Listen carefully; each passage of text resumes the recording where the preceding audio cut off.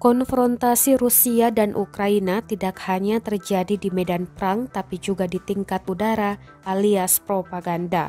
Pihak otoritas Rusia pada Senin, 7 Maret 2022 mengaku memiliki informasi bahwa militer Ukraina akan segera meledakkan reaktor nuklir yang ada di Pusat Penelitian Nasional Institut Fisika dan Teknologi Kharkov.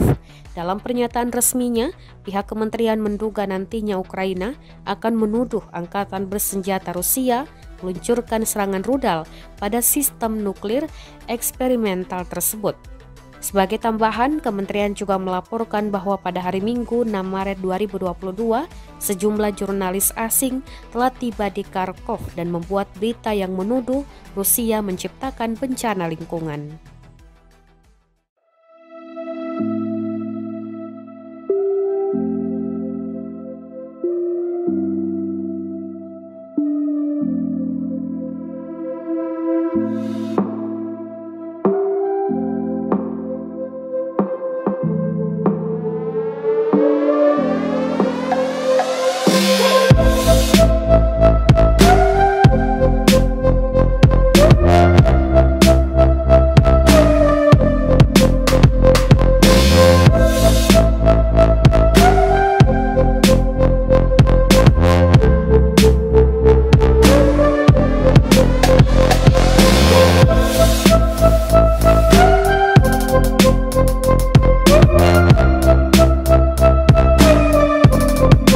Terima kasih sudah nonton.